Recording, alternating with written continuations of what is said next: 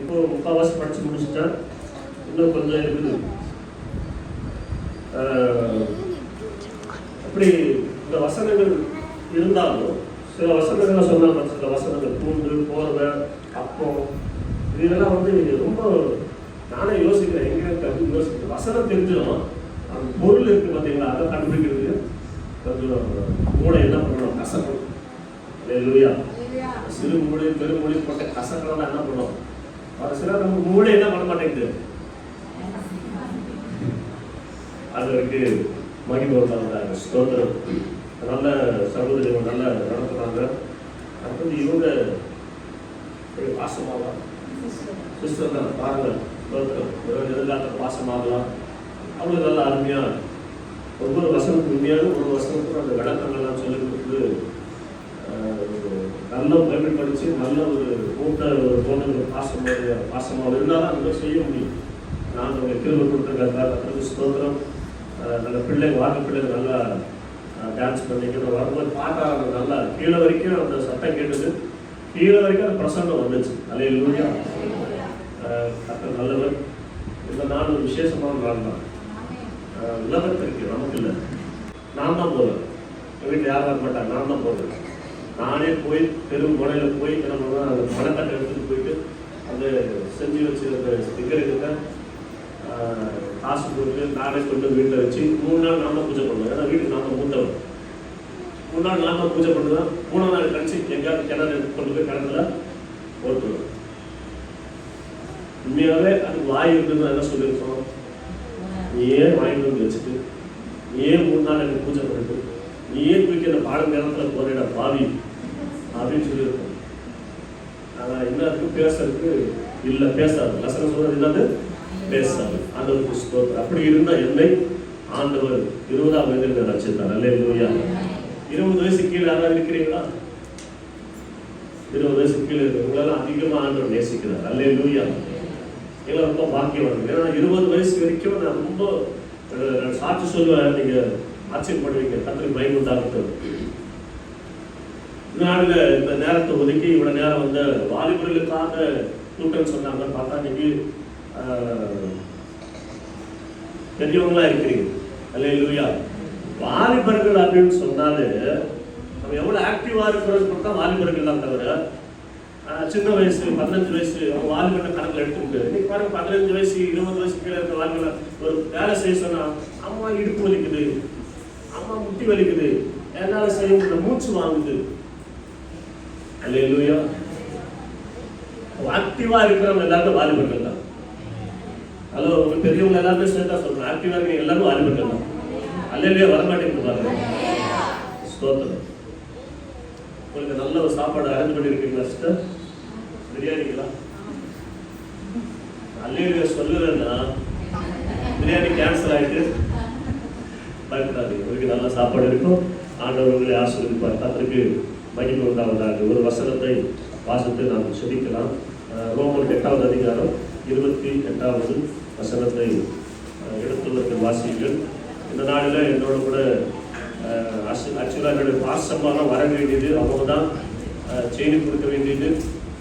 நேற்றுக்கு வந்த மாதத்துலேருந்து வண்டியில் வந்தோம். என்னுடைய மகளுக்கு 1 வயசு 3 மாதம் ஆகுது. நேற்றுக்கு சாயந்தரம் வந்ததுலேருந்து ஜுரம்.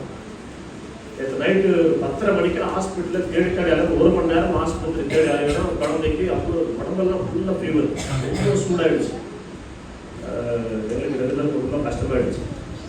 ஆனால் 19 வருஷம் கழிச்சு கஷ்டப்படுத்த பிள்ளை.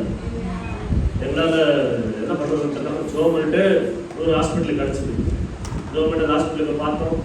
அந்த ஹாஸ்பிட்டல் போய் பார்த்ததுக்கப்புறம் அவங்க ஒரு சிரப் எழுதி கொடுத்தாங்க, ஒரு டேப்லெட் கொடுத்தாங்க. அதெல்லாம் கொடுத்து நைட்டு 12 மணிக்கு படுக்கும்போது 12 மணி நடுவில் தூக்கம் இல்லை. அவங்களுக்கு தூக்கம் இடம் கொடுத்தாங்க. அடிக்கடி ஏற்றி பண்ணு தொட்டு பார்த்தோம். அப்புறம் காலையில் 6 மணிக்கு திருப்பி அந்த ஃபீவர் குறையலை. காலையில் வந்துடலான்னு பார்த்தோம், காலையில் ஒரு ஃபீவர் குறையலை. திருப்பி காலையில் ஒரு அந்த கொடுத்து அவள் என்னை விட்டு இறங்கவே மாட்டான், என்னை விட்டு போகவே மாட்டான். என்னை பார்த்தாலே அதை தூக்க சொல்லுவான், தூக்கி வச்சுக்கிட்டே இருக்கு. என்னை விட்டு என்னன்னா யாருக்கிட்டே போக மாட்டேன்.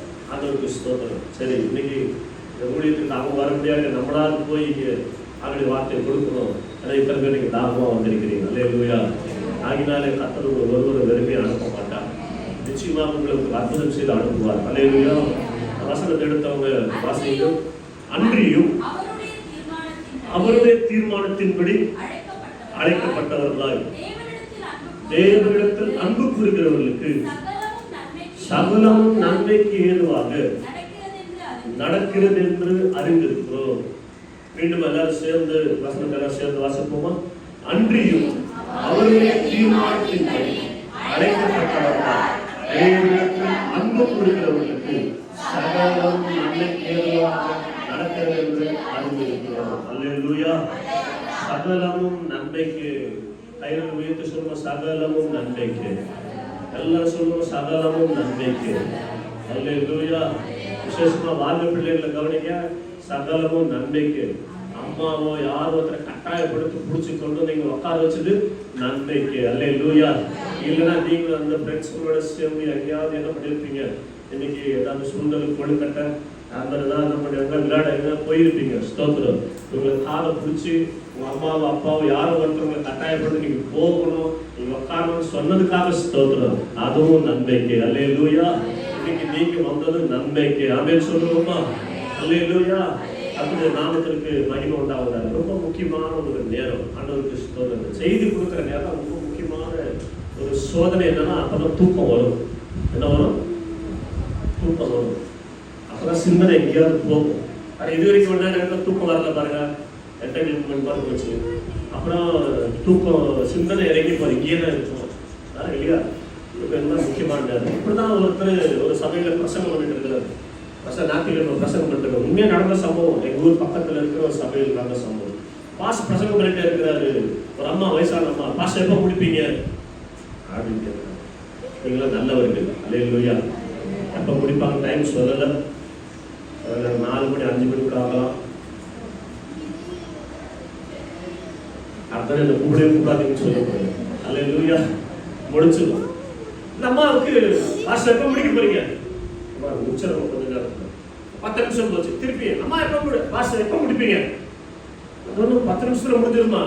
இன்னொரு 10 நிமிஷம் முடியும். எப்போ முடிப்பீங்க? உங்களுக்கு என்னமா பிரச்சனை?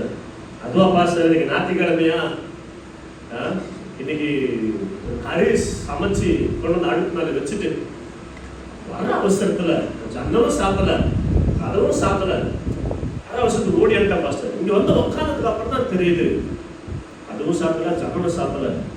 பூனையோ நாயோ உள்ள போயிட்டு அந்த என்ன பண்ண சமைச்சு வச்ச கறிய சாப்பிட்டுருவோன்ட்டு அச்சமா இருக்கு பாஸ்டர். நீங்க சீக்கிரம் முடிச்சிட்டீங்கன்னா நேர போய் என்ன பண்ணணும், சாப்பிடணும் பாஸ்டர். அல்லேலூயா. அந்த அம்மா வந்ததுல இருந்து அவங்க சிந்தனை அவங்க மனசுல எங்கதான் இருக்கு? அடுப்பு மேல இருக்கிற பிரியாணி மேல போயிடக்கூடாது. அதுக்காக சொல்றது. அல்லேலூயா. கவனிங்க, இந்த வசனம் என்ன சொல்லுகிறது? 2 காரியம் சொல்லுகிறார். அவருடைய தீர்மானத்தின்படி அழைக்கப்பட்டவர்களாய். 2வதாக சொல்லுகிறது, தேவனிடத்தில் அன்பு கூறுகிறவர்களுக்கு. அல்லேலூயா சொல்லுவோமா?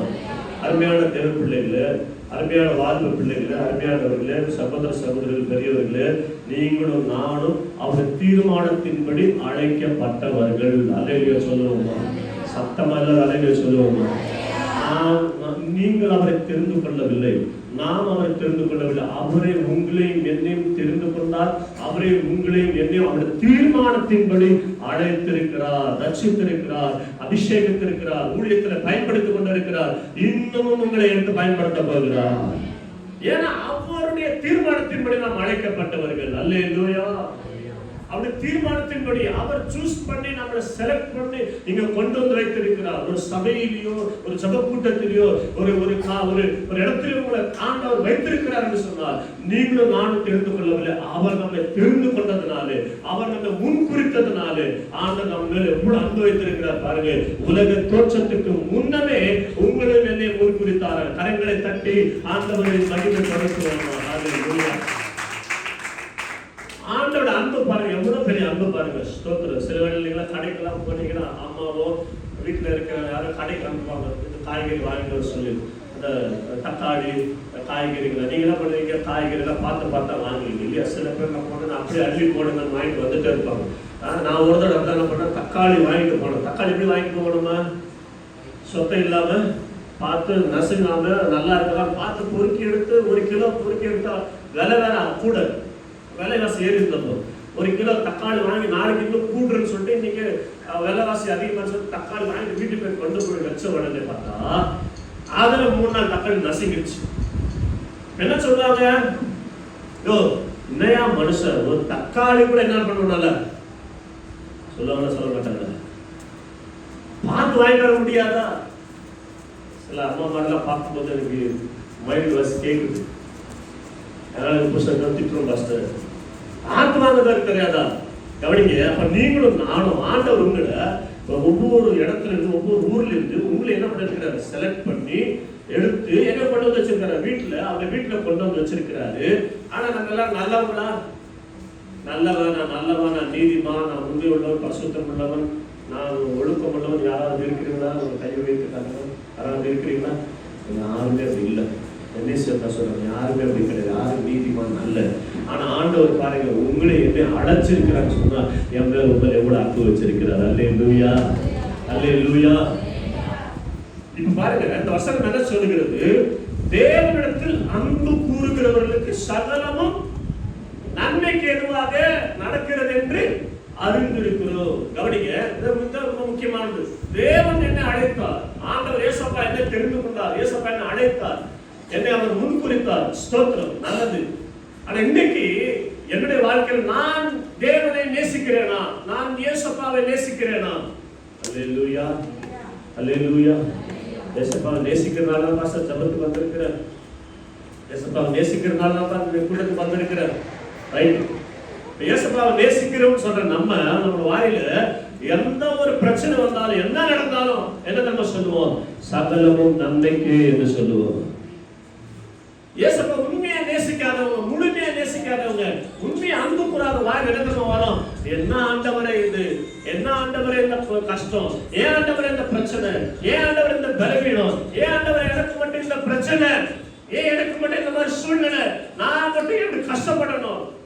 நானும் இந்த சபைக்கு வர்றேன், பக்கத்துல இருக்கிறவங்க நல்லா இருக்கிறாங்க, என் கூட இருக்கிறவங்க நல்லா இருக்கிறாங்க, சுத்தி இருக்கிறவங்க நல்லா இருக்கிறாங்க, ஆனா எனக்கு மட்டும் ஏன் அந்த பிரச்சனை? உண்மையாக தேவனை நேசிக்கிற பிள்ளை என்ன சொல்ல வாயில, சகலமும் நன்மைக்கு. எத்தனை பேர் விசுவாசிக்கிறீங்க? சகலமும் நன்மைக்கு எத்தனை பேர் நம்புறீங்க? அப்ப நீங்க தேவனை உண்மையா நேசிக்கிறீங்கன்னு அர்த்தம். உங்களுக்கு கரங்களை உயர்த்தி எல்லாரும் சொல்லுவோம், சகலமும் நன்மைக்கு. நான் என் தேவனை நேசிக்கிறேன், என் தேவன் என்னுடைய வாழ்க்கையில அனுமதிக்காமல் ஒன்றும் நடைபெறுவது இல்லை. அல்லேலூயா. இதை நீங்க புரிஞ்சுக்கிட்டீங்கன்னு சொன்னா நீங்க வாழ்க்கையில சூழ்ந்து போக மாட்டீங்க, நீங்க தோற்று போக மாட்டீங்க, கவலைப்பட மாட்டீங்க, பயப்பட மாட்டீங்க. எது நடந்தாலும் என் தேவன் என்னை அழைத்திருக்கிறார். அல்லேலூயா.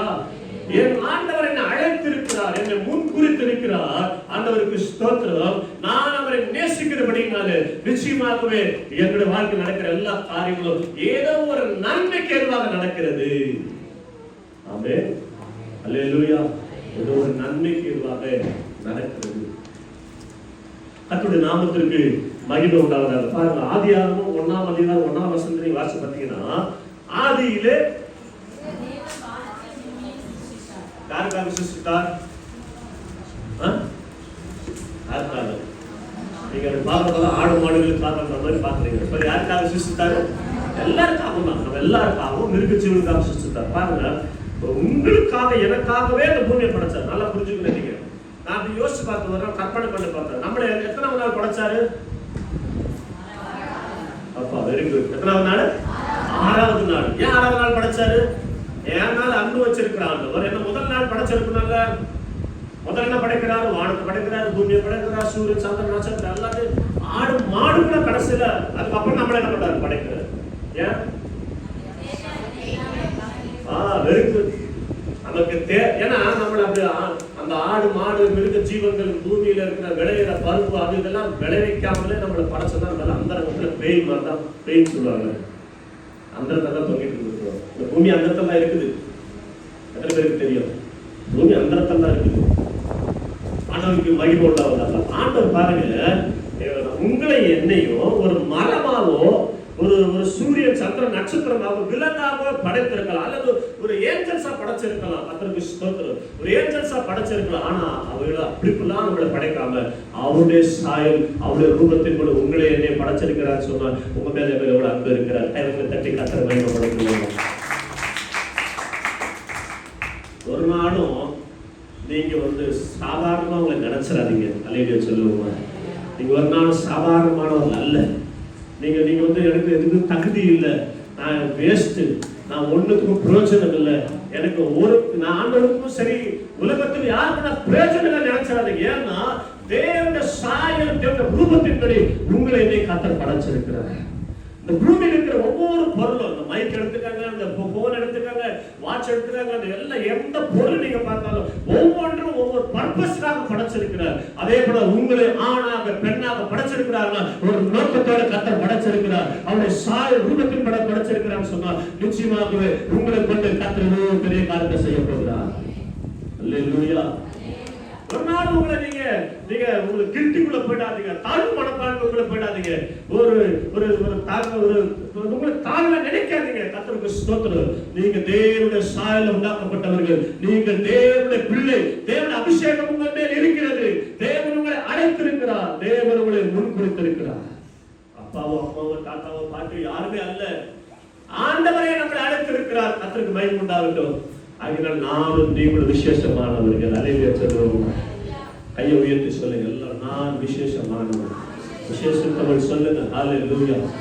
யாராவது உங்களை வேஸ்ட்னு சொன்னாங்கன்னா காதுல வாங்காதீங்க, அதை பத்தி மனசுக்குள்ள கொண்டு போகாதீங்க. அவங்க சொன்னா சொல்லிட்டு போட்டோம். வேஸ்ட்னு சொல்றது யார் சொல்லுவாங்கன்னா பிசாசு தான் சொல்லுவான் வேஸ்ட்னு சொல்லிட்டு. இல்ல, நம்மள யாரும் வேஸ்ட் கிடையாது. வந்திருக்கிற ஒவ்வொருத்தரும் ஆண்டவர் நம்ம பார்க்கிறாரு. உங்களை ஒவ்வொருத்தரையும் என்னையும் உங்களும் ஒவ்வொருத்தரையும் எப்படி பார்க்கிறாரு.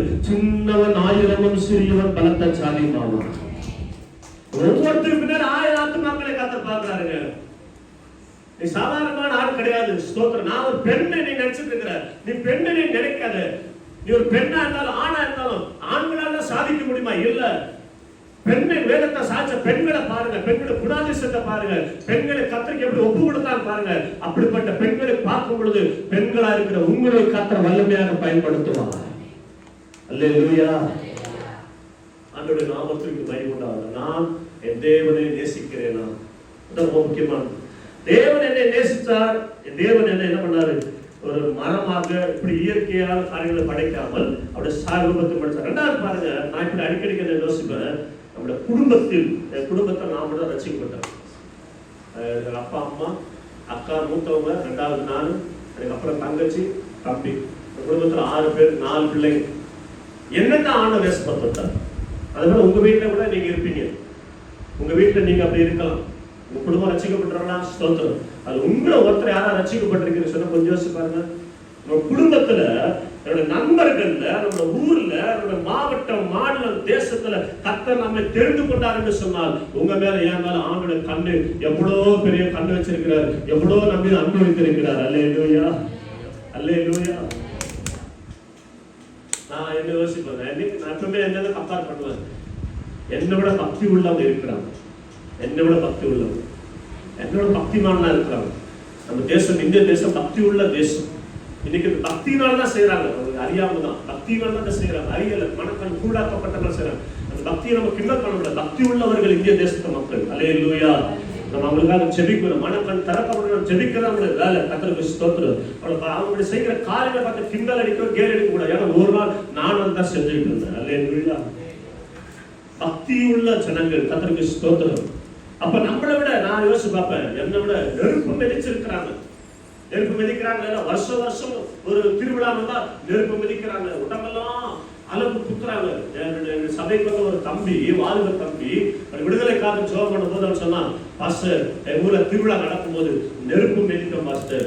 பாஸ்டர் எங்க ஊர்ல திருவிழா நடக்கும் போது 108 எலுமிச்சம்பழம் கொக்கி போட்டு முதுகுல ஃபுல்லா 108 எலுமிச்சம்பழம் கொக்கி போட்டு நான் வந்து நேர்த்தி கடனை செஞ்சிருக்கிறேன் பாஸ்டர். நீங்களாம் பார்த்துருப்பீங்க. வேலை கட்டி இழுக்கிறதும், அந்த இடத்துல தொங்குறதும், கத்தி வாயில விட்டு வேர் வாயில விட்டு ஒரு ரோடு அளவுக்கு நீட்டுக்கு வேர் வாயில விட்டு நடந்து போறது நீங்களா பார்த்து. பக்தி உள்ள ஜனங்கள் நம்முடைய ஜனங்கள். அவங்க செஞ்ச மாதிரிலாம் நம்ம என்ன பண்ணதில்ல செஞ்சதில்லை. வட இந்தியாவுக்கு காசிக்கு போயிருக்கிற பிரேயருக்காக ஊழியத்துக்காக போயிருக்கிற அங்க இருக்கிற இங்கிருந்து அங்க வர்றாங்க, தமிழ்நாட்டுக்காரங்க அங்க வர்றாங்க. ஸ்தோத்திரம். இன்னொரு இடம் ஒன்று இருக்குது, கேதார்நாத்னு சொல்லுவாங்க, அமர்நாத்னு சொல்லுவாங்க. இந்த இடம் ரொம்ப கடினமான ஒரு பகுதி, உயிர் காபத்தான பகுதி, ஆக்சிஜன் லெவல் குறைவா இருக்கிற பகுதி. ஆனா மக்கள் கூட்டமாய் அந்த இடத்துக்கு வர்றாங்கன்னு சொன்னா பக்தி இருக்கிறது. அல்லேலூயா. பக்தி இருக்கு அவங்களுக்கு, நடந்தே வர்றாங்க. நான் நடந்து போயிருக்கிறேன், திருப்பதி கீழே மேல நடந்து போயிருக்கிறேன், பக்தி இருக்குது. ஆண்டவருக்கு சொல்றேன், அப்படிப்பட்ட பக்தி உள்ளவர்களை காட்டிலும் உங்களையுமே ஆண்டவர் நேசிக்கிறாருன்னு சொன்னார். நம்ம கிட்ட என்ன நன்மை இருக்குது? ஒண்ணுமே இல்லை. ஏதாவது இருக்குதா? நம்ம கிட்ட ஏதாவது சொல்றதுக்கு ஏதாவது இருக்குதா? ஒண்ணுமே கிடையாது. எனக்கு இந்த குவாலிபிகேஷன் இருக்குது, அதனால ஆண்டவர் ரட்சித்தாங்க சொல்ல முடியுமா? இல்லவே இல்லை. நாம் எல்லாரும் பாவிகள். வேதம் சொல்றது பாவிகள். பாவிகள் இருக்க நம்மை கர்த்தர் நேசித்தான்னு சொன்னார்.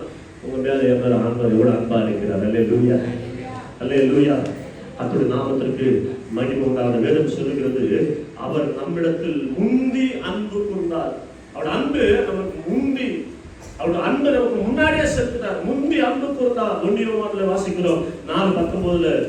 ரோமர் 5:8 சொல்லுங்க, நாம் பாவிகளா இருக்கையில், பாருங்க நம்ம எப்படிப்பட்டவங்க, பாவிகளா இருக்கும் போது கிறிஸ்து எனக்காக உனக்காக மறுத்ததுனால தேவன் நம் மேல் தமது அன்பை விளங்க பண்ணுகிறார். யோவான் 3:16 சொல்லுகிறது, தேவன் தம்முடைய ஒரே பேரான குமாரனை விசுவாசிக்கிறவன் எவனோ அவன் கெட்டு போகாமல் நித்திய ஜீவனை அடையும்படிக்கு அவனை தந்தரில் உலகாய் உலகத்தில் அன்பு கொண்டார். கையை தட்டி ஆண்டவரை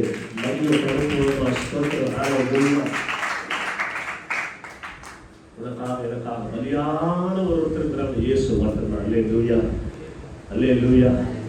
வாழ்வு பிள்ளைகளே, வாழ்வு குடும்பத்தில் இருக்கிறவங்களே, திருமணம் ஆகாது இருக்கிறவர்களே, கவனிங்க, நல்லா கவனிங்க. அவன் உலகத்தில் இயேசு உனக்காக சிலுவையில் சென்ற தியாகத்தை விட, அன்பை விட உலகத்தில் பெரிய அன்பு எதுவுமே கிடையாது. வாழ்வு பருவத்தில் இருக்கிற நீ, வாழ்வு பருவத்தை நோக்கி போய்கொண்டிருக்கிற நீ, கர்த்தருக்கு ஸ்தோத்திரம். அல்லது திருமணமான சோதனைகள் இருக்குது, கர்த்தருக்கு ஸ்தோத்திரம். பரிசுத்தத்தை கெடுக்க, உங்களுடைய கற்பை கெடுக்க, அழிக்கிறதுக்கு பிசாசு யாரை வேணா பயன்படுத்துவான், யாரை வேணா பயன்படுத்துவான். கர்த்தருக்கு ஸ்தோத்திரம். ஆனா இயேசுவின் அன்புக்கு ஈடாக, இயேசு கிறிஸ்து எனக்காக சிலுவையில சிந்தின அந்த ரத்தத்தின் அன்புக்கு ஈடாக, ஜீவனை கொடுத்த அன்புக்கு ஈடாக யாருடைய அன்பை கம்பேர் பண்ணக்கூடாது. இவ்வளவாய் அன்பு கூர்ந்தார் என்று சொன்னால் 2 கரங்களை வீழ்த்தவராய் அன்பு கூர்ந்தார். அல்லேலூயா. இன்னைக்கு அந்த அன்பு குறையல, இன்னைக்கு அந்த அன்பு மாறல. நீ எவ்வளவு பெரிய தப்பு செஞ்சு நீங்க வந்துட்டு ஏசப்பா நான் மன்னிச்சிருக்கப்பா சொல்றாரு ஆண்டவர். நீ பாவி, உன்னை நான் மன்னிக்க மாட்டேன்னு சொல்ல மாட்டேன். பரவாயில்ல, நான் உனக்கு மன்னிக்கிறேன், இப்பவும் நான் உன்னை மன்னிக்கிறேன், இப்பவும் நான் மன்னிச்சு உன்னை பயன்படுத்த விரும்புறேன் நான் சொல்வார். அல்லேலூயா. ஆண்டவருடைய நாமத்திற்கு மகிமை உண்டாவதாக. எல்லா கண்களை மூடி கரங்களை உயர்த்தி அல்லேலூயா. என் மீது அன்பு கூர்ந்து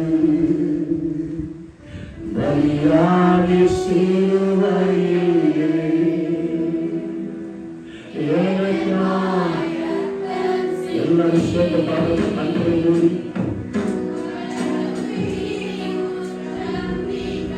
அல்லேலூயா.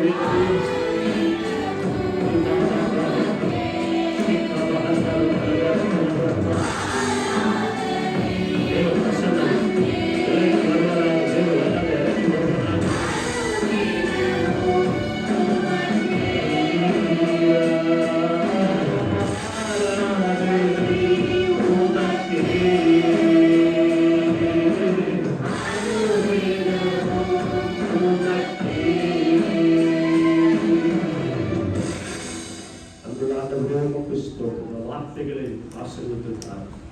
இயேசுவின் நாமத்தில் பிதாவே ஆமென் சொல்லுவோம். ஆண்டவருடைய நாமம் மகிமைப்படுவது. வேதத்தில் ஒரு சம்பவத்தை பார்க்கிறோம். வேதம் வேகமாய் உங்களுக்கு சொல்லி நான் ஜெபிக்க வாஞ்சிக்கிறேன். யோவான் சுவிசேஷம் 5வது அதிகாரம் 1வது வசனத்திலிருந்து 1வது வசனம் யாராவது வாசிக்க. இவைகளுக்கு பின்பு யூதருடைய பண்டிகை ஒன்று வந்தது. அப்பொழுது இயேசு எருசலேமுக்கு போனார். போதும்.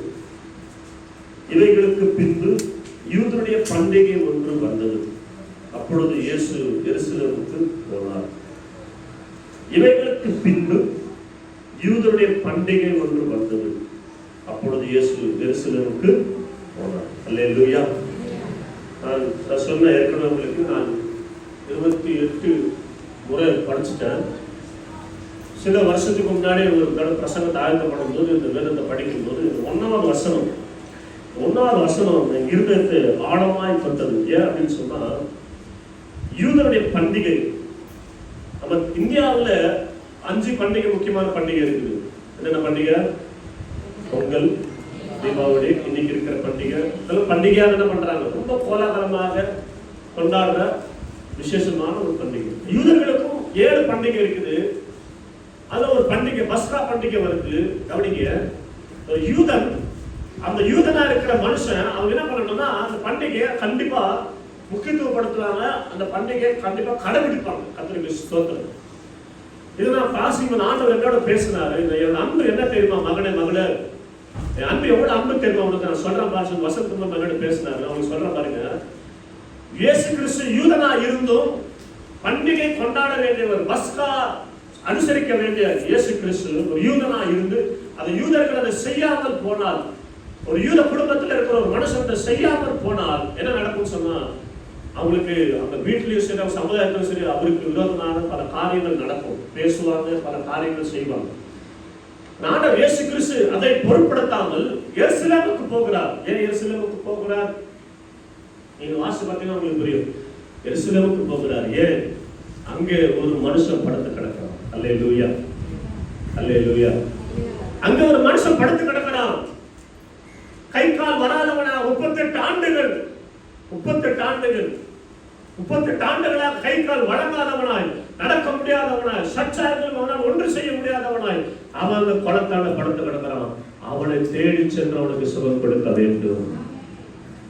இன்னைக்கு வந்திருக்கிற இந்த ஆராதனைக்கு வந்திருக்கிற, இன்னைக்கு ஜெபத்துக்கு வந்திருக்கிற அருமையான தேவ பிள்ளைகளை, உங்களுடைய வாழ்க்கையில கூட ஒரு 38 ஆண்டுகள், பல ஆண்டுகளாக நான் ஜெபிச்சேன். பல ஆண்டுகளாக நான் இந்த வியாதிக்காக ஜெபிக்கிறேன், இந்த பிரச்சனைக்காக ஜெபிக்கிறேன், இந்த காரியத்துக்காக ஜெபிக்கிறேன். என் வாழ்க்கையில நடக்கலையே. பல ஆண்டுகளாக நான் இதுக்காக ஜெபிச்சுட்டு இருக்கிறேன். ஆண்டவர் தேடிட்டு தான் இருக்கிறேன், சொன்னதெல்லாம் செஞ்சுட்டு தான் இருக்கிறேன். ஆனா நடக்கலையே. கர்த்தருக்கு ஸ்தோத்திரம். இன்னைக்கு ஆண்டவர் உங்களை சந்திக்கிற ஒரு நாளா இருக்கலாம். இன்னைக்கு ஆண்டவரை தொடுகிற ஒரு நாளா இருக்கலாம். நமக்கு தெரியாது ஆண்டவர் எப்போ நம்மளை தொடுவார், எப்போ நம்மளை ஆசீர்வாதம் நமக்கே தெரியாது. ஸ்தோத்திர. வேதத்தில் வாசிக்கிறோம், 12 ஆண்டுகள் பெரும்பாடுள்ள ஸ்திரீ அன்னைக்கு இயேசுவிடத்தில் சுகத்தை பெற்றுக் கொண்டார். 18 வருஷம் பலவீனப்படுத்த ஆவி கொண்ட பெண் அன்னைக்கு இயேசு கிறிஸ்து அந்த மகளை அழைத்தவளுக்கு சுகத்தை கொடுத்தார். 40 வருட சப்பானி இயேசு கிறிஸ்து நாமத்தினால சொன்னவுடன் நடந்தான். மரித்து 4 நாள் ஆன லாசருவை ஒரே ஒரு வார்த்தையில் இயேசு கிறிஸ்து உயிரோடு எழுப்பினார். இந்த வேலையில கூட ஆண்டவர் இங்க இருக்கிறார். ஆண்டவர் சமூகம் இங்க இருக்கிறது. ஆண்டவர் பிரசன்னம் இங்க இருக்குது. உங்க இருதயத்தை ஆண்டவருக்கு நேராக திருப்புங்க. இன்னைக்கு இந்த வேலையில இந்த நாடு கூட ஆண்டவர் ஒரு நோக்கத்திற்காக, ஒரு விசேஷித்த ஒரு தொடுதலுக்காக உங்களை கொண்டு வந்திருக்கிறார். நான் விசுவாசிக்கிறேன். நீங்க விசுவாசிக்கிறீங்களா? நான் விசுவாசிக்கிறேன். கடைசியா உங்கள் ஆண்டவருக்காக நான் ஜெபம் பண்ணும்போது உங்கள் ஆண்டவர் நிச்சயமா சந்திப்பார். ஏன்னா ஆண்டவருக்கு பண்டிகை இருந்தது. அந்த பண்டிகை அவர் பெருசாக எண்ணவில்லை. சீசர்களோட நேரத்தை செலவு பண்ணிருக்கலாம், சீசர்களோட அவர் உட்கார்ந்து பேசியிருந்திருக்கலாம், சாப்பிட்டு இருந்திருக்கலாம். பண்டிகைனால நல்ல சாப்பாடு இல்லையா, நல்ல சாப்பாடு சாப்பிட்டு இருக்கலாம். ஆனால் எல்லாத்தையும் ஒதுக்கி வைத்து விட்டு ஒரு மனிதன் அங்கே இருக்கிறான். அவன் படுத்த படுக்கையாக இருக்கிறான். அவனுக்கு உதவி செய்ய ஒருவரும் இல்லை. அவனை தேடி சென்று நான் அவனுக்கு சுகம் கொடுக்க வேண்டும், அவனை எழுப்ப வேண்டும், அவனை எனக்கு சாட்சியாக வைக்க வேண்டும், அவனுக்கு அற்புதம் செய்ய வேண்டும் என்று சொல்லி இயேசு கிறிஸ்து எருசலேமை நோக்கி அவர் அங்கே வந்தார். அல்லேலூயா. இன்னைக்கும் இந்த வேளையில இந்த இடத்துல தேவ ஆவியானவர் இந்த இடத்துல உலாவி கொண்டிருக்கிறார். 7 குத்து விளக்கின் மத்தியில் உலாவின ஆண்டவர் இயேசு கிறிஸ்து இந்த இடத்துல அவர் உலாவி கொண்டிருக்கிறார். இன்னைக்கு உனக்கு ஒரு அற்புதத்தை செய்யும்படியாக, உன்னை ஆசீர்வதிக்கும்படியாக, உனக்கு விடுதலை கொடுக்கும்படியாக, வாழ்க்கையில கட்டுகளை உடைக்கும்படியாக, உனக்கு ஒரு மேன்மை உயர்வை தரும்படியாக, கடன் பிரச்சனைகள், பொருத்தங்கள், சாபங்கள், சாத்தானுடைய கிரியைகளை விடுதலையாக்கும்படியாக இன்றைக்கு அவர் இங்கே உன்னை தேடி வந்திருக்கிறார். தேடி வந்திருக்கிறார். அவனை தேடி சென்றார்.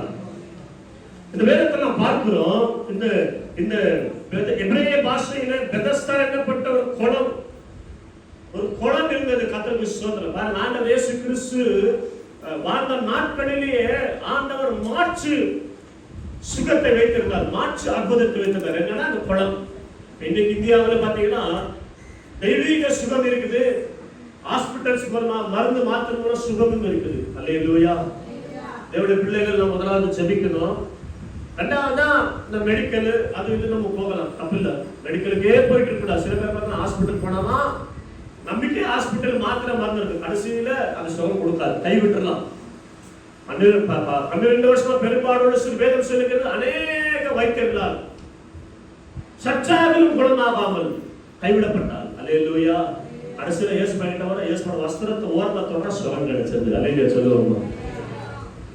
மாத்திரை மருந்து யாராவது போயிட்டே இருக்கிறீங்களா, உங்க ஆண்டவர் விட்டுருவார். அது மேலே நம்பிக்கை அப்படியே போயிட்டு தான் உங்களுக்கு சுகம் கிடைக்காது. இன்னொன்று, மாத்திரை தொடர்ந்து நீங்க சாப்பிட்ற ஆளா இருப்பீங்கன்னு சொன்னா சைடு எஃபெக்ட் வரும். எதுக்காக சாப்பிடுறது அவசியமாக இன்னொரு சைடு எஃபெக்ட் வரும். ஆனா தெய்வீக சுகத்தை விசுவாசத்து மாத்திரை சாப்பிடக்கூடாது நான் சொல்ல.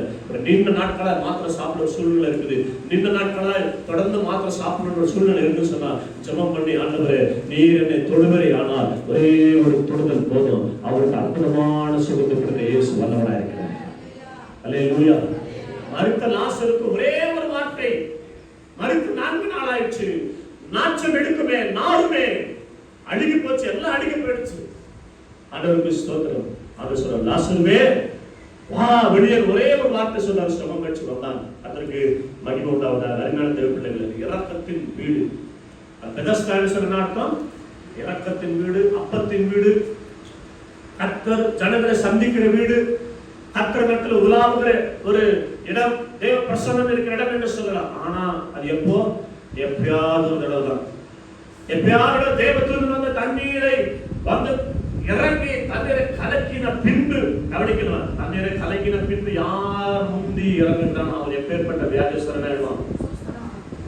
யார் முந்தி இறங்குறானோ அப்புறம்லாம் போய் கால வச்சா ஒண்ணும் பண்ண முடியாது, சுகம் கிடைக்காது, ஒண்ணு கிடைக்காது, ஒண்ணு நடக்காது.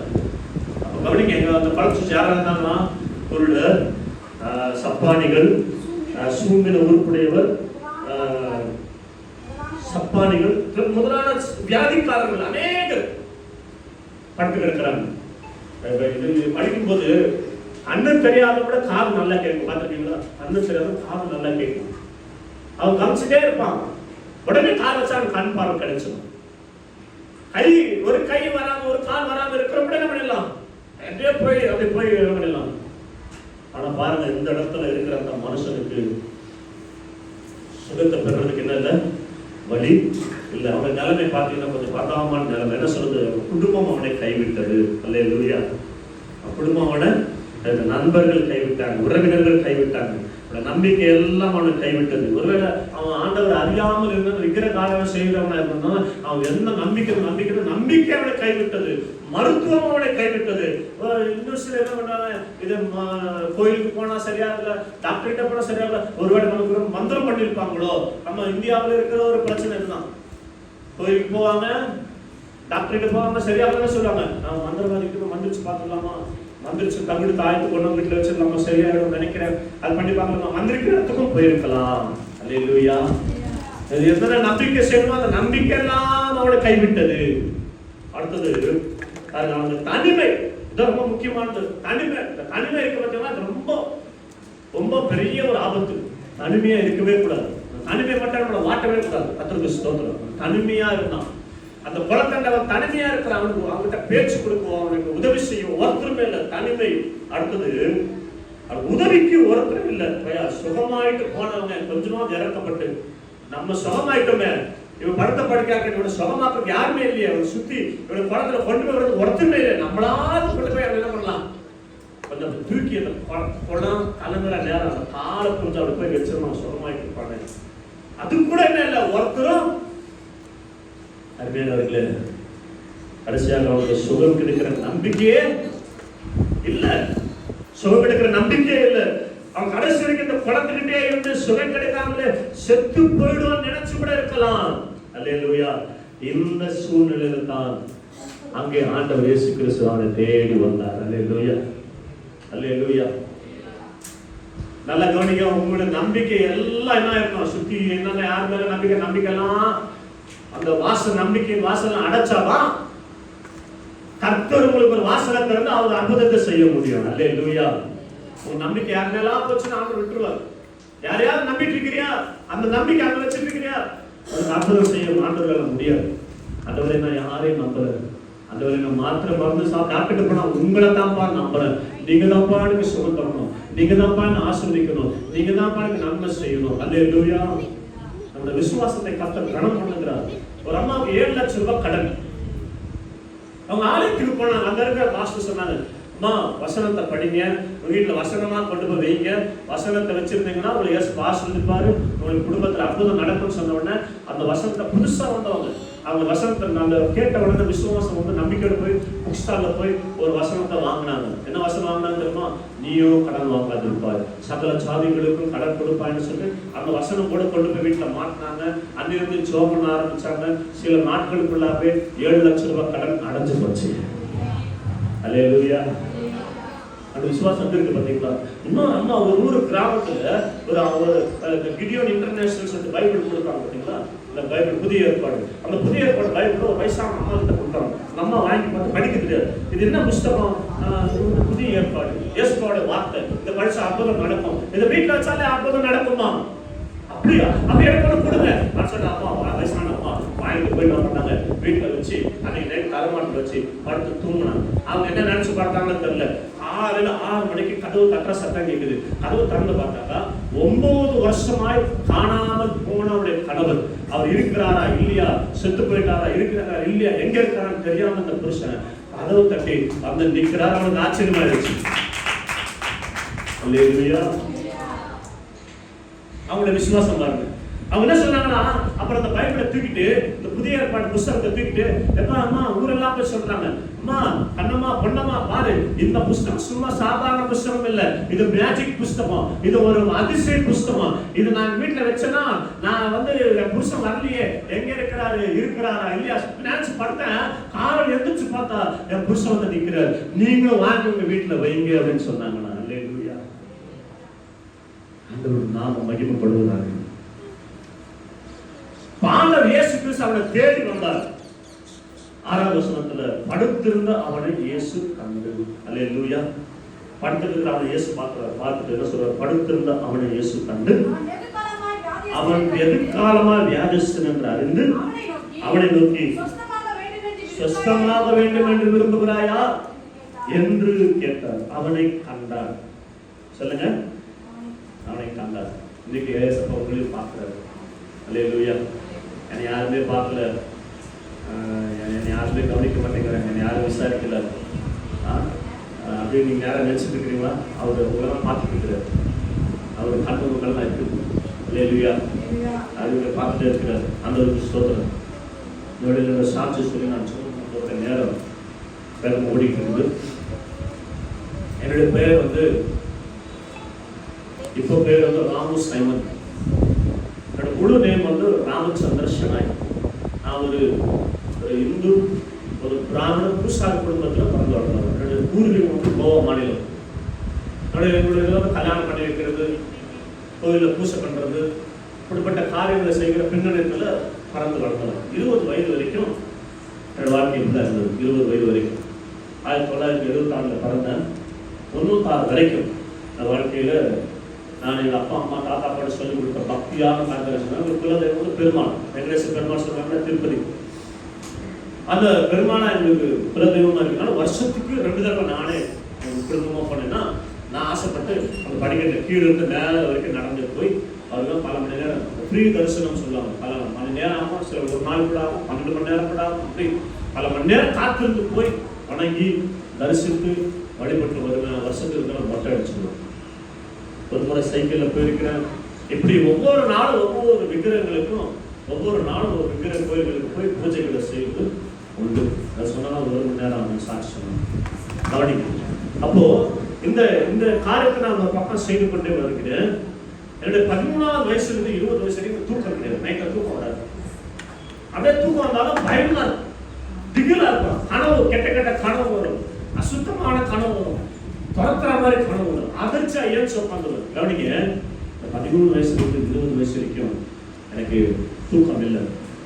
மந்திரிக்கிற இடத்துக்கு போனேன், புருஷர் இடத்துக்கு போனேன், ஜாதகம் பார்த்தேன், ஜோசியம் பார்த்தேன், பார்க்குற எல்லாம் என்ன சொல்றாங்க, நேரம் சரியில்லை, நேரம் சரியில்லை, அந்த பரிகாரம் பண்ணு, இந்த பரிகாரம் பண்ணு, அதை செய், இதை செய் சொன்னாங்களே தவிர அது செய்தாலுமே எனக்கு என்ன இல்லை, ஒரு விமோசனம் இல்லை.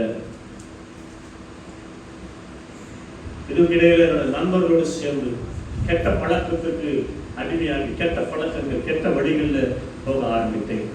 வாழ்க்கையில் சமாதானம் இல்லை, சந்தோஷம் இல்லை, எதிர்காலத்தை குறிச்ச நம்பிக்கை இல்லை, இருதயத்தில் வெறுமை, எதிர்காலத்தை குறிச்ச பயம். ஒருவேளை எதிர்காலத்தை குறிச்ச பயத்தை வந்திருக்கீங்களா? வெறுமை, இருதயத்துல வெறுமை, ஒரு சமாதானம் இல்லாம வந்திருக்கிறீங்களா? இரவுல தூக்கம் இல்லை, கெட்ட கெட்ட கனவு. அம்மா அப்பா பக்கத்துல படுத்துட்டு இருப்பாங்க, ஆனா பிசாசு நல்லா கழுத்தை பிடிச்சி அமுக்கும். உங்களுக்கு அப்படி நடந்திருக்கான்னு தெரியல, எனக்கு நடந்திருக்கு. கழுத்தை பிடிச்சி அமுக்கும், சத்தம் வராது. அம்மா அப்பா கூட முடியாது, பக்கத்துல இருப்பாங்க, அம்மா அப்பா வராது, இதுக்கு மேல சத்தம் வராது. இப்படி எல்லாம் பிசாசு என்ன சித்திரவதை பண்ணான். அவன் என்ன சொன்னாலும் அதை செஞ்சேன். அவன் என்னென்ன தப்பு பண்ண சொன்னாலும் தப்பு பண்ணேன். எல்லா பாவங்களும் கவனிங்க. எந்தெந்த பாவங்கள் நம்ம செய்கிறோமோ, தொடர்ந்து ஒரு பாவத்தை நீங்க செய்கிறீங்கன்னு சொன்னா அதை நீங்கள் அல்ல, உங்க பின்னாடி இருக்கிற ஆவி உங்களை செய்ய நம்ம கட்டாயப்படுத்துது, உங்களை நெருக்கி ஏவுது. ஸ்தோத்திரம். அது ஒரு ஆவி, அது துறக்கப்படணும், விடுதலையாக்கப்படணும். மந்திரிக்கிற இடத்துக்கு போனேன், மந்திரிச்ச தாய்க்கு கொடுத்தாங்க, மஞ்சத்தை கயிறு கொடுத்தாங்க. இதுக்கிட்ட கூடல் கல்யாணம்னு சொல்லுவாங்க. கூடல் கல்யாணம் போட்டாங்க. ஜனங்களை வச்சு ஸ்லோகம் சொல்லிட்டு மந்திரம் சொல்லிட்டு வீட்டில் பூஜை பண்ணுறது நான் தான். வேலைக்கிழமான செவ்வாய்க்கிழமான வீட்டில் அந்த பாத்திரம்லாம் கழுவி படத்தெல்லாம் தொடச்சி எல்லாம் பண்ணுறது நான் தான். சொன்னவர் இன்னைக்கு இந்த விநாயகர் சதுர்த்தி அன்னைக்கு நான் தான் முதல்ல போய் வாங்கிட்டு வந்து வீட்டில் வைப்பேன், நான் தான் பூஜை பண்ணுவேன். என்னென்ன பண்டிகை வந்து அந்த பண்டிகை நான் தான் வீட்டில் எல்லாமே செய்வேன். ஏன்னா நான் தான் மூத்தவன், நான் தான் பெரியவன் வீட்டில். அப்படிங்க 20 வயது வரைக்கும் தான் வாழ்க்கை போயிட்டு இருந்துச்சு. ஆனால் எதிர்காலத்துக்கு நம்பிக்கை இல்லை, பயம், இருதயத்தில் பயம், பிசாசு. ஏன் நைட்டு வந்து ஏன் நைட்டு வருது, பகல் வந்தா ஏன் பகல் வருது? எல்லாரும் தூங்குறாங்க, எனக்கு மட்டும் தூக்கம் வர மாட்டேங்குது. எல்லாரும் சந்தோஷமா இருக்கிற, என்னாலே சந்தோஷமா இருக்க முடியல. இருதயத்துல கேள்வி. எல்லாரும் சந்தோஷமா இருக்கிறாங்க, எதிர்காலத்தை குறிச்சு அவங்க அதை பேசுறாங்க, இதை பேசுறாங்க, என்னால எதிர்காலத்தை குறிச்சு பேச முடியலையே. எனக்கு ஒரு எதிர்காலம் இருக்குதா அப்படின்னு ஒரு கேள்வி எனக்குள்ள. எதிர்காலம் ஒன்று இருக்குதா? இருக்கு. எல்லாரும் ஜாலியா இருக்கிறாங்க.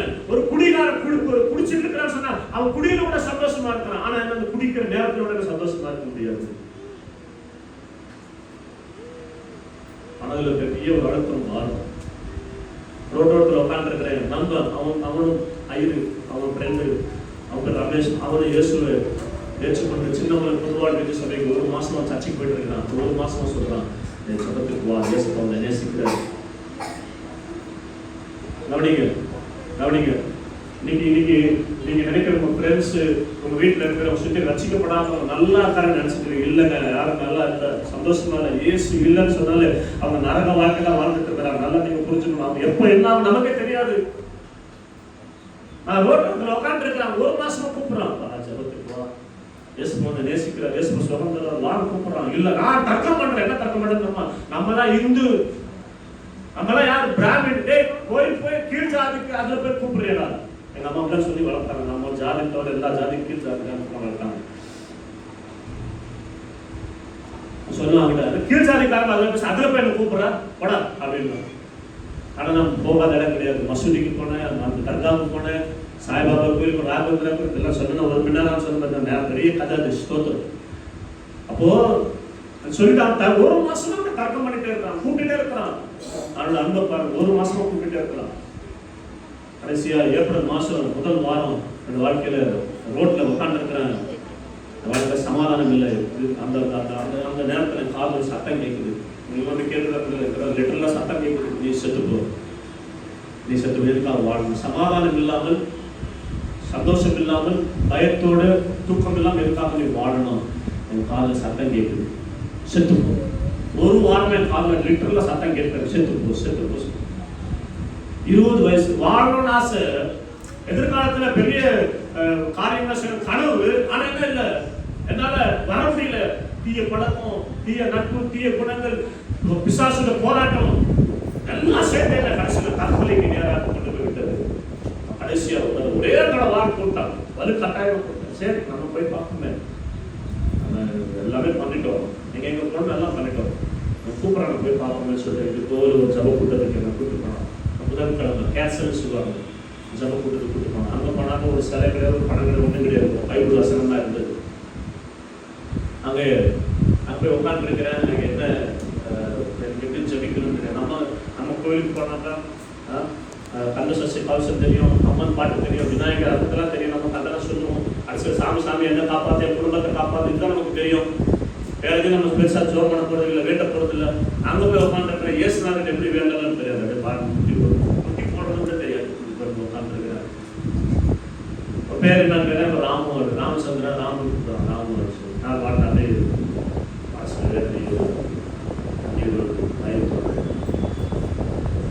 அப்புறம் அடுத்தது என்ன செய்ய போறோம், தற்கொலை பண்ணி சாமி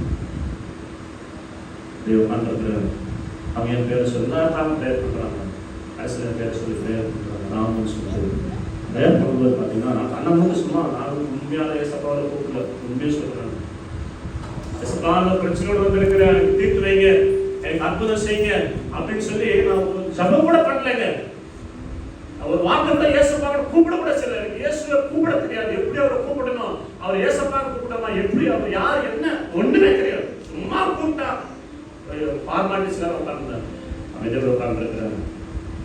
அந்த அறையில் இயேசு வந்தார். வந்து நான் இருக்கிறேன், நான் வேதனையோட உள்ள ஆண்டுகிட்டு இருக்கிறேன், வெள்ள சிச்சுக்கு உள்ள ஆண்டுகிட்டு இருக்கிறேன். அவர் வந்தார், ஆனால் அவர் தான் வந்தாருன்னு எனக்கு தெரியல. வந்தார், என் மனதில் இருந்த அந்த அழுத்தம், அந்த பெரிய ஒரு சுமை, பெரிய ஒரு பாரம். இயேசு சொன்னார் இல்லையா, வருத்தப்பட்டு பாரம் சுமக்கிறவர்களே நீங்க எல்லாரும் நினைத்து வாருங்கள், நான் உங்களுக்கு இளைப்பாறுதல் தரேன் சொன்னார் இல்லையா. போய் இருக்கிறேன், அந்த பாரத்தை அடுத்த யாரும் தூக்கி போடுறது பாருங்க. என்னுடைய கை காலெல்லாம் சிறப்புது, கண்ணை திறந்து பார்க்கிறேன், என்ன நடக்குது இங்கே. அவருக்கு தெரிஞ்சது இயேசுன்னு சொன்னாங்கல்ல, அந்த இயேசு ஒருவர் அங்கே என்னை தொட்டார் என்று நான் உணர்ந்தேன். இந்த தேவை இயேசு வந்தார், இயேசு சந்தித்தார், இயேசு கண்டார், வாரத்தை நீக்கினார். சமாதானம் இல்லாமல், எதிர்காலத்தை குறித்து நம்பிக்கை இல்லாமல் இருந்த இந்த இயேசு தொட்டார். அருமையான பிள்ளைகளே, அருமையானவர்களை, நம்பாத இயேசு, வெறுத்த இயேசு, வேண்டாம் என்று சொன்ன இயேசு, தர்க்கம் பண்ண இயேசு, தற்கொலைக்கு நேராக போய்கிருந்த என்னை தேடி இயேசு வந்து என்னை தொட்டார், சமாதானத்தை கொடுத்தார்.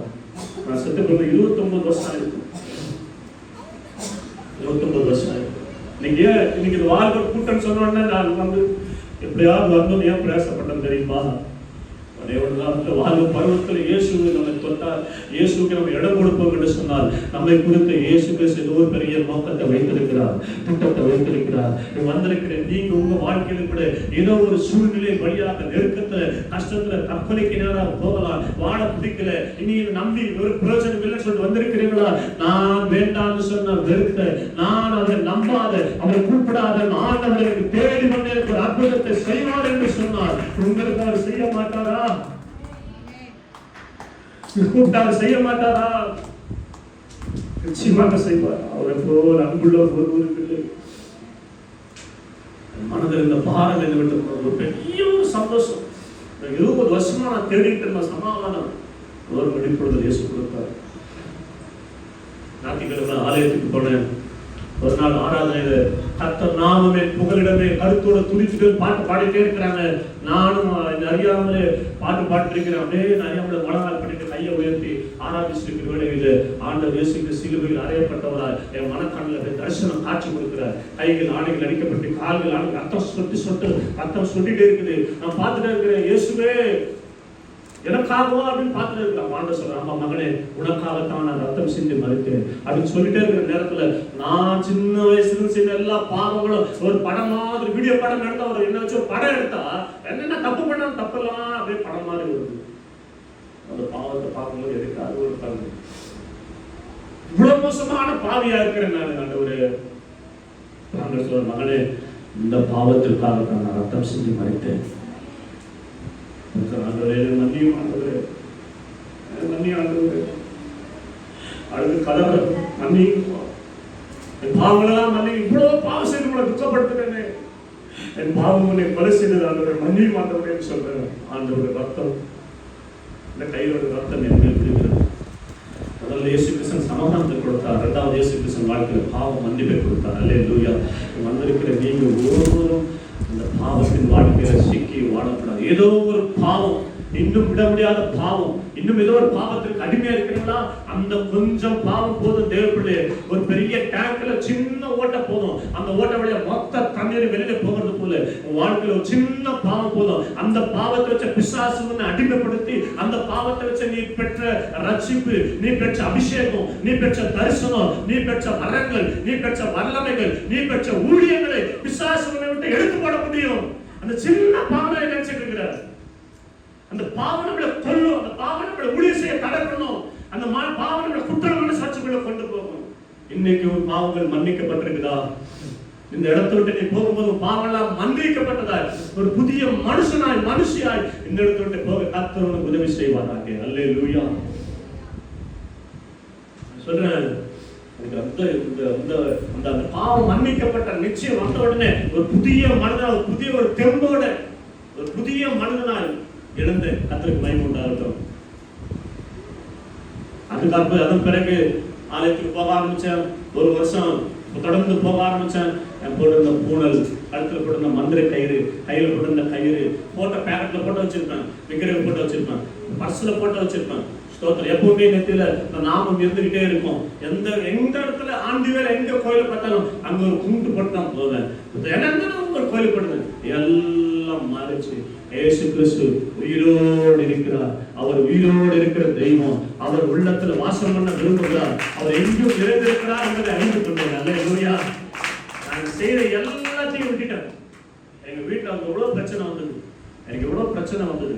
ஸ்தோத்திரம். நான் சர்ச்சுக்கு போகக்கூடாதுன்னு சொல்லிட்டேன். அந்த சைதாப்பட்டை காலி பண்ணி மிருகம் பார்ப்போம், வீடு மாத்திட்டேன். ஆனால் அங்கிருந்தும் சைக்கிள் போகாது. ஏன்னா இயேசு எனக்கு வாழ்க்கை கொடுத்தார். இயேசு என்னை வாழ வைத்தார்.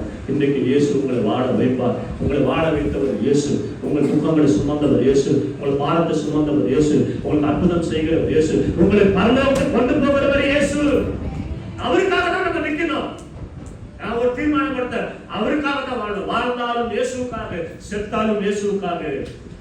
அத்தனை கிருபை கொடுத்தார். ஒரு வருஷம் கழிச்சு ஞானசாமி எடுக்க போறேன். ஞானசாமி எடுக்க போகும்போது யாராவது ஞானசாமி எடுக்காம இருக்கிறீங்களா? நான் பிச்சோம் பண்ண ஞானசாமி எடுக்க போறேன். எங்க வீட்டுல ஒருத்தரும் ஒரு வார்த்தை பேசக்கூடாது.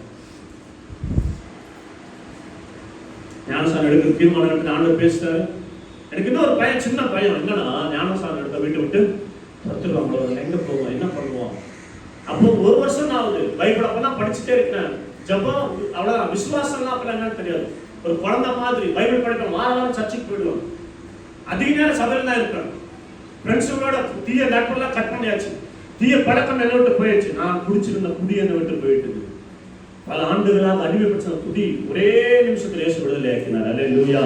உங்க வீட்டுல யாராவது குடிக்கிறவங்க இருக்கிறாங்கன்னா நீங்க தொடர்ந்து ஜெபிச்சுட்டே இருங்க. ஒரு நாள் அவங்களை தொட்டாங்கன்னா ஒரே தொடுதல் அவங்க வாழ்க்கையை கர்த்தர் மாற்றிடுவார். என் வாழ்க்கையில இருந்த ஒரே தொடுதல் என் வாழ்க்கை குடியிலிருந்து விடுதலை கொடுத்தார். கெட்ட பழக்கத்துக்கு விடுதலை கொடுத்தார். தற்கொலை எண்ணத்திலிருந்து விடுதலை கொடுத்தார். சமாதானத்தை கொடுத்தார். பிசாசு சொன்ன நைட்லாம் படுத்தா பிசாசு படுத்த பிடிச்சி அமுவான். பிசாசு கிரியில் விடுதலை கொடுத்தார். இப்போ நான் ஜெபம் பண்ண பிசாசுகள் ஓடுகிறது. அந்த கிருபை வல்லமையை கர்த்தர் கொடுத்திருக்கிறார். அல்லேலூயா. அதைக்கு போக ஆரம்பிச்சேன்.